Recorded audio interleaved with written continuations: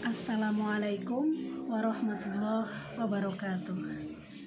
Saudara-saudara mahasiswa Universitas Islam Negeri Sayyid Ali Rahmatullah Tulungagung yang mengambil mata kuliah hukum jaminan, mahasiswa yang berasal dari perguruan tinggi lain, serta sahabat pemirsa dari manapun Anda berasal. Pada video ini saya akan menjelaskan topik tentang jaminan fidusia. Fidusia adalah salah satu mekanisme jaminan yang tersedia di dalam hukum jaminan yang dikategorikan sebagai perjanjian jenis baru. Kenapa disebut perjanjian jenis baru? Itu dikarenakan jaminan fidusia ini tidak diatur di dalam Kitab Undang-Undang Hukum Perdata dan Kitab Undang-Undang Hukum Dagang. Ini berbeda dengan jaminan yang lain, misalnya gadai, hipotek, di mana keduanya itu diatur di dalam KUH Perdata. Nah, sedangkan fidusia ini atau jaminan fidusia ini tidak diatur di dalam KUH Perdata maupun KUH Dagang, maka oleh para pakar disebut sebagai perjanjian jenis baru, atau dalam istilah lain disebut perjanjian tidak bernama. Istilah lainnya lagi adalah in nominat kontrak. In nominat kontrak artinya perjanjian tidak bernama. Perjanjian tidak bernama seperti fidusia ini lahir dari kebutuhan manusia setelah lahir dari kebutuhan manusia dalam memenuhi kebutuhan hidupnya. Sebagai gambaran, gadai itu sudah diatur di dalam KUH Perdata. Pengertiannya adalah perjanjian asesoir atau perjanjian ikutan dari perjanjian utang piutang, di mana debitur menyerahkan suatu barang tertentu, barang bergerak dalam hal ini, untuk dijadikan jaminan atas utangnya. Nah, gadai itu mensyaratkan adanya penyerahan barang yang dijaminkan dari debitur atau orang yang berhutang kepada kreditur atau orang yang menghutangi.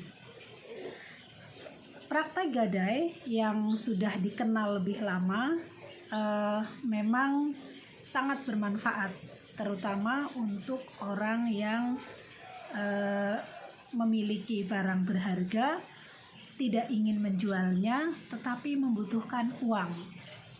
Nah, dengan menggadaikan maka dia dapat memperoleh utang, tetapi barang itu tetap miliknya yang akan diambil kembali setelah hutangnya lunas.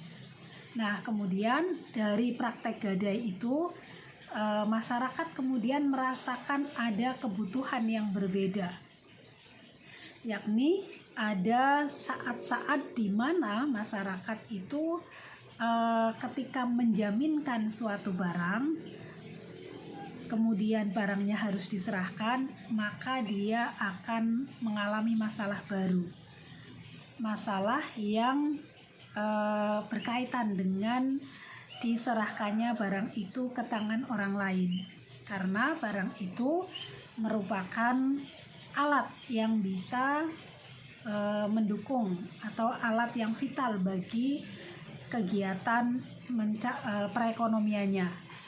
Nah, misalnya seseorang memiliki sepeda motor, kemudian dia membutuhkan uang lalu berhutang, dan kalau dengan gadai dia harus menyerahkan sepeda motornya. Padahal sepeda motor itu sangat diperlukan untuk kegiatan perekonomiannya, sehingga ketika motornya diserahkan, kegiatan perekonomiannya akan menjadi terhambat. Dan dengan terhambatnya kegiatan perekonomian dia, maka peluang untuk membayar utang itu juga menjadi lebih kecil atau lebih sulit. Nah, dari pengalaman ini lahirlah lembaga baru yang bernama jaminan fidusia.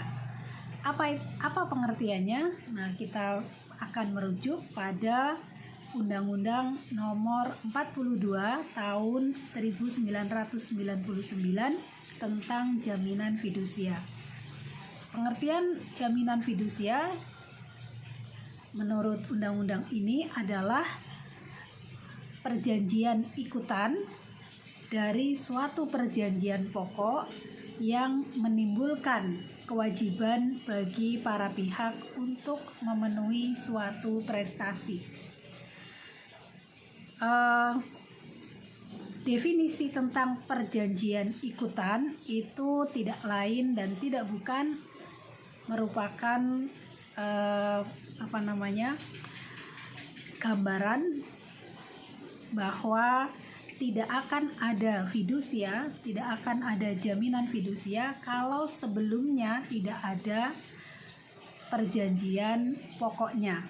Nah, sama dengan gadai, perjanjian pokok yang diikuti oleh jaminan fidusia adalah perjanjian utang piutang atau pinjam meminjam uang. Nah, di dalam ketentuan umum juga disebutkan bahwa dalam undang-undang ini fidusia adalah pengalihan hak kepemilikan suatu benda atas dasar kepercayaan, dengan ketentuan bahwa benda yang hak kepemilikannya dialihkan tersebut tetap dalam penguasaan pemilik benda. Nah, jadi maksudnya ini antitesis atau sesuatu yang membedakan dari gadai, yaitu bahwa dalam praktek fidusia ini debitur yang dia adalah orang yang berhutang itu mengalihkan hak kepemilikan suatu bendanya atau benda tertentu miliknya kepada pihak kreditur, tetapi penguasaan benda itu tetap di tangan debitur. Jadi misalnya seseorang bernama Pak Tono utang kepada Bapak Toto. Nah, dia meminjam uang misalnya sebesar 10 juta rupiah. Pak Tono meminjam kepada Pak Toto. Nah, oleh Pak Toto disetujui. Ya, silahkan, ini uangnya. Jaminannya apa? Nah, beliau menanyakan, saya hanya punya sepeda motor. Saya jaminkan sepeda motor ini. Tapi saya sangat memerlukannya sehingga saya tidak bisa menyerahkan, karena kalau saya serahkan nanti gimana saya kan dagang pakai motor sehari-harinya. Nah, kemudian kalau begitu silahkan bawa aja motornya, tetap Anda pakai, uangnya silahkan dibawa, motornya juga dibawa, tidak diambil atau ditahan oleh kreditur. Nah, kemudian motor ini aslinya itu milik debitur, yaitu Pak Tono. Nah, kemudian dialihkan hak kepemilikannya berdasarkan kepercayaan. Berdasarkan kepercayaan artinya karena dia percaya bahwa debitur itu akan membayar utangnya dan akan bertanggung jawab terhadap barang yang dijaminkan itu, maka dia tidak merasa perlu mengambil atau menahan barang itu. Silahkan bawa pulang. Silahkan gunakan untuk bekerja. Nanti hasilnya bisa untuk membayar hutang kepada saya, bisa cicilan, bisa tunai, dan setelah lunas maka benda itu, motor itu tidak lagi menjadi jaminan utang. Nah, maksudnya seperti itu. Fidusia seperti halnya gadai itu mempersyaratkan bahwa barangnya harus barang bergerak. Nah, maka dalam hal ini dalam praktek kehidupan sehari-hari yang bisa atau yang biasa menjadi jaminan fidusia, objek jaminan fidusia itu adalah kendaraan, baik sepeda motor, mobil, kemudian mesin-mesin yang mendukung pekerjaan seseorang, mesin jahit, kemudian mesin cuci, mesin cuci yang dipakai untuk laundry, mesin jahit untuk menerima jasa jahitan, kemudian mesin-mesin lain yang bisa dipakai untuk mendatangkan uang. Nah, kemudian ketentuan dalam Undang-Undang Jaminan Fidusia yang penting untuk diketahui adalah bahwa perjanjian fidusia harus dilakukan secara tertulis menggunakan akta otentik, yakni akta notaris. Nah, maka kalau hanya ucapan saja, tidak ada akta notaris, itu tidak memenuhi syarat. Kenapa harus akta notaris? Karena akta notaris memiliki kekuatan hukum yang paling kuat. Paling kuat artinya tidak bisa dibantah ketika diperlukan menjadi bukti persengketaan di pengadilan. Jadi misalnya antara debitur dengan kreditur itu terjadi perselisihan, misalnya debitur itu tidak mengakui bahwa sepeda motor itu dijadikan jaminan fidusia. Nah, tetapi kreditur memiliki bukti akta otentik yang dibuat oleh notaris, dibawa ke pengadilan, ke muka hakim, maka hakim harus memenangkan kreditur. Kenapa? Karena dia memiliki akta otentik atau akta yang dibuat oleh pejabat yang berwenang. Nah, maka dalam hal ini tidak cukup kalau perjanjian fidusia hanya dilakukan secara perjanjian bawah tangan. Perjanjian bawah tangan itu adalah perjanjian yang dibuat sendiri oleh para pihak. Misalnya perjanjian fidusia yang bertanda tangan di bawah ini nama Afifah, alamat dan sebagainya. Dengan ini setuju untuk melakukan perjanjian fidusia dengan nama misalnya Intan. Nah, kemudian mereka berdua, Intan dan Anita ini bertanda tangan. Nah, ini namanya perjanjian bawah tangan, perjanjian yang dibuat sendiri oleh para pihak. Nah, menurut undang-undang tentang jaminan fidusia, akta bawah tangan atau perjanjian bawah tangan itu tidak memenuhi syarat sebagai untuk menuliskan perjanjian jaminan fidusia. Nah, kemudian setelah dituangkan dalam bentuk akta notaris, menurut undang-undang ini akta notaris itu harus didaftarkan kepada siapa? Kepada negara. Didaftarkan kepada negara untuk mendapatkan sertifikat jaminan fidusia. Jadi pertama-tama para pihak itu datang ke notaris, bisa diri sendiri, bisa mewakilkan kepada kuasa hukum. Nah, di sana oleh notaris nanti dibuatkan akta, kemudian setelah jadi didaftarkan ke kantor pendaftaran fidusia. Nah, kantor pendaftaran fidusia ini ada di Jakarta dan di ibu kota provinsi. Kemudian kantor pendaftaran fidusia ini merupakan lembaga yang bernaung di bawah Kementerian Hukum dan Hak Asasi Manusia. Nah, di sana setelah mendaftar, kemudian kalau sudah diterima oleh kantor pendaftaran fidusia itu, nanti akan diberikan sertifikat jaminan fidusia yang menerangkan tentang menerangkan bahwa benda tertentu yang tertera di dalam akta notaris itu sedang menjadi jaminan bagi perjanjian fidusia. Nah, kenapa perlu dicatat di negara? Karena untuk membuat atau mendata yang sifatnya sangat kuat. Kenapa perlu begitu? Ya karena bendanya dibawa oleh yang berhutang atau oleh debitur.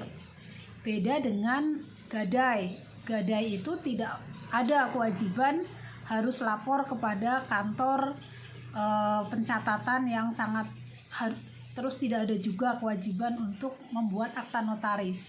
Kenapa begitu? Karena kedudukan kreditur itu sangat kuat, sebab dia memegang barang jaminannya.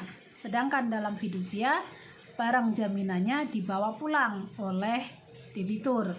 Nah, maka di sini kan kekuatan dari kreditur itu lebih lemah. Artinya dia sudah melepaskan uangnya, tapi dia tidak mendapatkan atau tidak memegang, tidak menahan barang yang dijadikan jaminan. Nah, oleh karena itu harus dicatat di kantor pendaftaran fidusia agar negara dalam hal ini menjadi saksi atas perjanjian mereka. Jadi seperti perjanjian perkawinan itu ya, perjanjian perkawinan itu harus dicatat.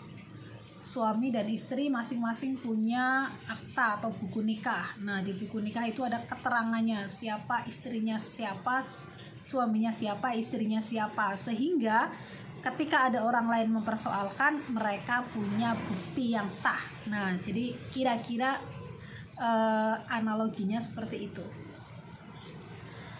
Nah, kemudian apa saja yang perlu dicantumkan di dalam akta notaris itu? Nah, Anda nanti bisa membaca di dalam undang-undang.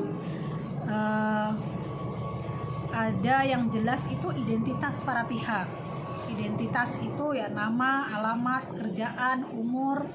Nah, kemudian ada data perjanjian pokok, yaitu utang piutang yang mereka buat, nominalnya atau jumlahnya berapa. Kemudian kesepakatan membayarnya atau pelunasannya kapan. Nah, kemudian ditambah juga mengenai uraian benda yang dijadikan sebagai jaminan fidusia itu. Data sepeda motor misalnya, maka ditulis mereknya apa, tahun berapa, warnanya apa, tipenya apa, dan seterusnya. Kemudian nilai penjaminannya. Nilai penjaminan itu barang nilainya berapa. Nah, kalau utangnya 10 juta yang dipakai adalah motor mereknya NMAX misalnya yang harganya 2 kali lipat dari 10 juta. Nah, maka di situ akan ada informasi nilai penjaminan dan nilai benda yang dijadikan objek jaminan fidusia. Nah, itu harus tercantum di dalam akta jaminan fidusia. Nah, kemudian selanjutnya saya akan membahas tentang bagaimana kalau debitur wan prestasi. Wan prestasi itu artinya tidak memenuhi prestasinya atau kewajibannya. Seharusnya dia mengangsur pinjamannya misalnya karena mereka sepakat pengembaliannya dengan cara angsuran, ternyata sampai dia menunggak misalnya sampai angsuran ketiga. Nah, sedangkan di perjanjian disebutkan kalau angsurannya menunggak 3 kali, maka akan diberi peringatan atau somasi. Nah, ternyata sudah disomasi tetap belum bayar juga. Nah, ini sering terjadi di masyarakat. Nah, fidusia sendiri banyak dipakai dalam perjanjian jual beli kendaraan yang menggunakan sistem angsuran, yaitu lembaga-lembaga leasing. Nah, jadi jual beli sepeda motor misalnya melalui leasing yang angsuran itu pada umumnya didaftarkan sebagai jaminan fidusia. Dalam arti motor itu dijadikan jaminan tetapi tidak diambil oleh yang meminjami uang untuk beli motor, yaitu lembaga pembiayaan. Nah, sering terjadi di masyarakat ada debitur yang tidak membayar. Nah, ini disebut dengan wan prestasi. Bagaimana kalau wan prestasi? Nah, ini ketentuan awal yang tercantum di dalam Undang-Undang Nomor 42 Tahun 99 ini. Pada pasal 15 itu disebutkan bahwa sertifikat jaminan fidusia itu harus memuat titel eksekutorial. Titel eksekutorial itu adalah redaksi yang berbunyi demi keadilan yang berdasarkan ketuhanan yang Maha Esa. Jadi seperti naskah putusan pengadilan. Dulu aturannya begitu. Dengan adanya tulisan demi keadilan berdasarkan ketuhanan yang Maha Esa, maka kalau terjadi debitur wan prestasi, kreditur bisa mengeksekusi barang jaminan itu. Artinya, dia sudah tidak bayar beberapa bulan. Nah, maka kreditur bisa datang ke rumahnya, ambil sendiri motornya, lalu dijual dan hasilnya untuk membayar utang debitur. Nah, dulu ketentuannya begitu, karena memang sertifikat yang dikeluarkan oleh negara itu ada bunyi demi keadilan yang berdasarkan ketuhanan yang Maha Esa. Nah, tetapi pasal ini dibatalkan oleh Mahkamah Konstitusi dengan putusan nomor 18/PUU strip angka 17 Romawi /2019. Nah, jadi pada tahun 2019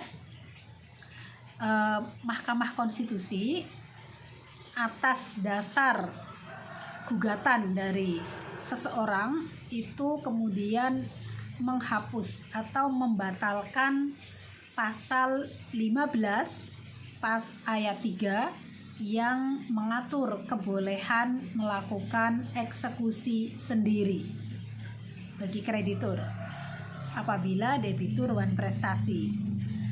Nah, kemudian oleh putusan Mahkamah Konstitusi ini setelah dibatalkan nggak boleh eksekusi sendiri, diatur bahwa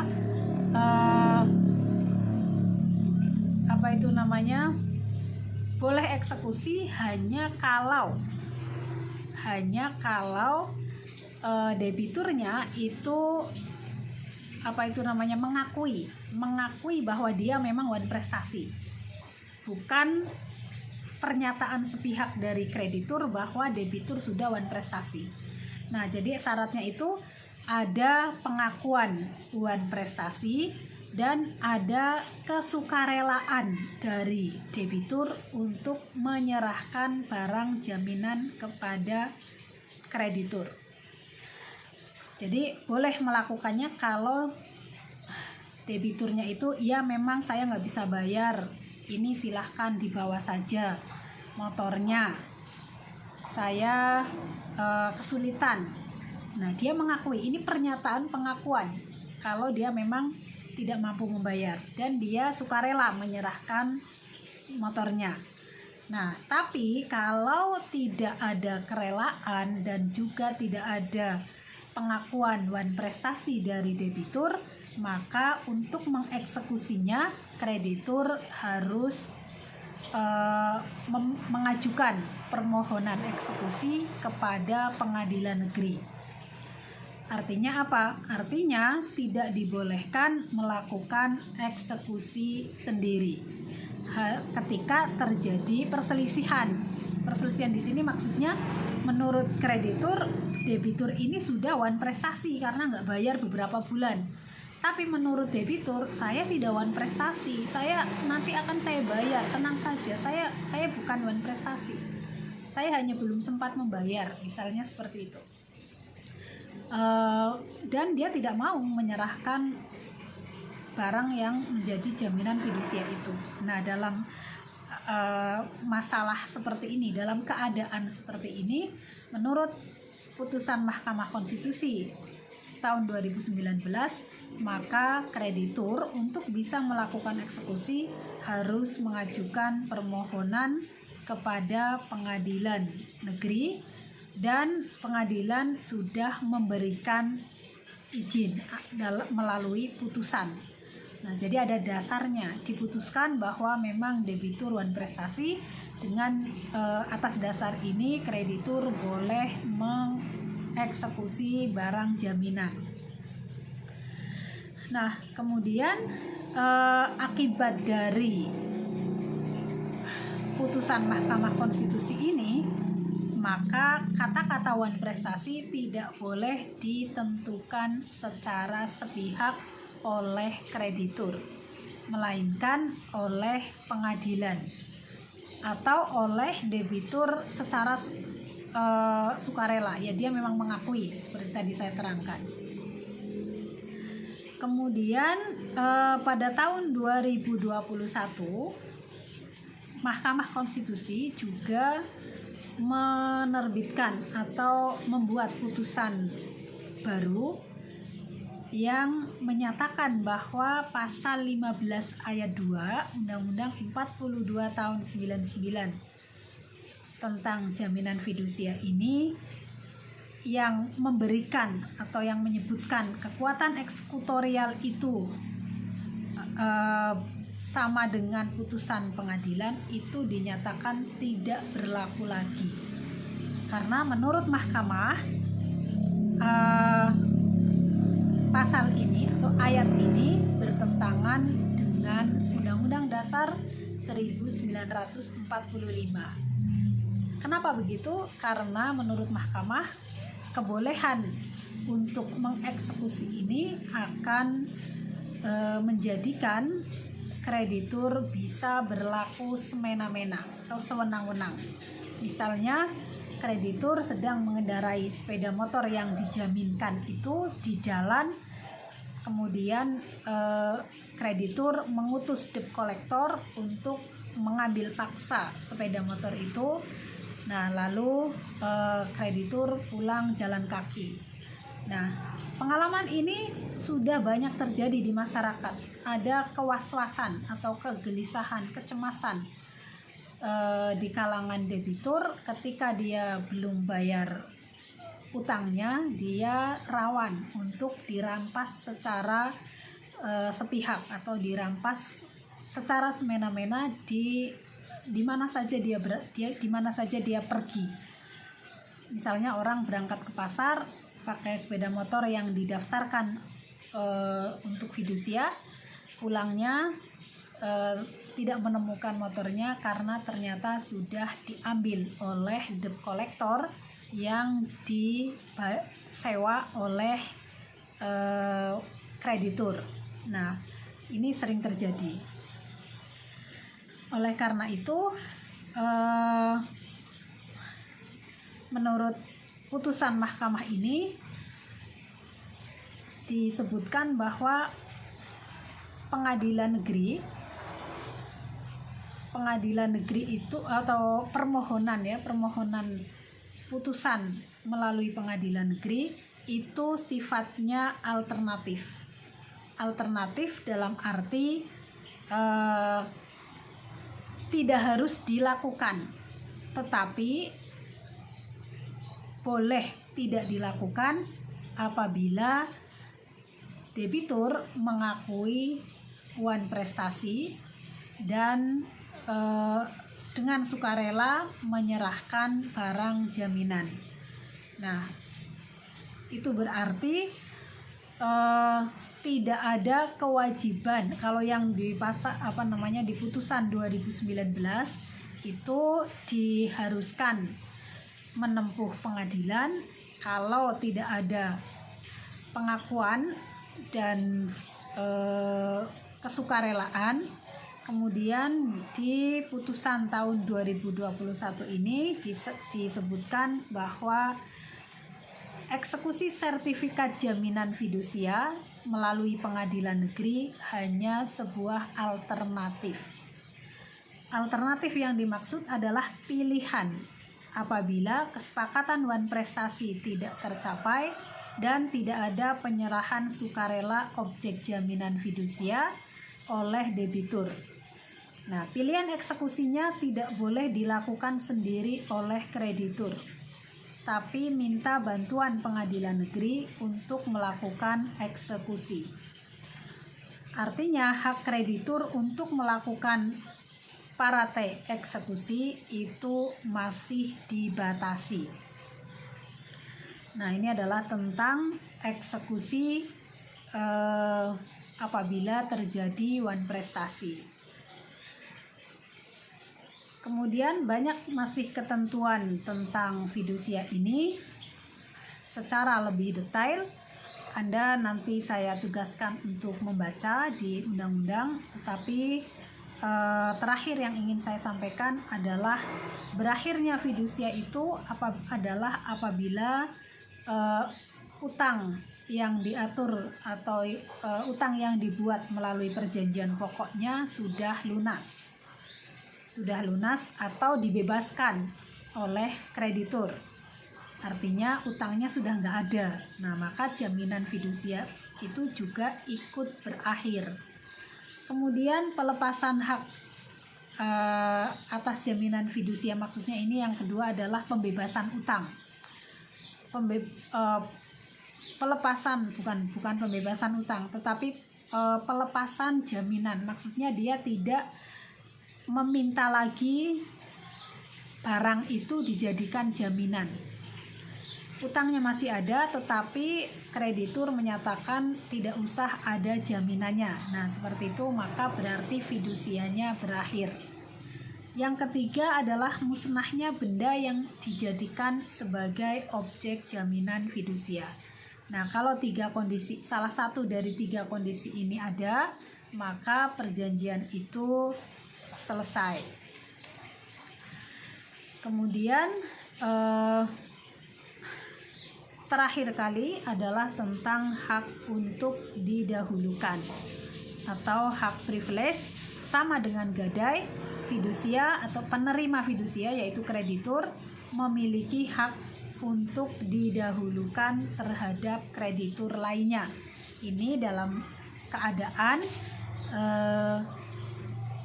debitur mengalami pailit, mengalami utang, tidak mampu bayar utangnya banyak, krediturnya lebih dari 2. Nah, maka berlaku di situ kreditur yang memegang atau yang berperjanjian fidusia ini memiliki hak untuk didahulukan dibayar utangnya. Dengan apa? Dengan menjual atau melelang barang yang dijadikan jaminan fidusia. Kemudian hak yang didahulukan dari penerima fidusia ini atau kreditur itu tidak bisa dihapus karena adanya kepailitan atau likuidasi dari pemberi fidusia. Nah, demikian materi tentang fidusia telah saya sampaikan. Mudah-mudahan dapat dipahami dan kuliah akan dilanjutkan dengan tanya jawab melalui media yang lain. Terima kasih. Assalamualaikum warahmatullahi wabarakatuh.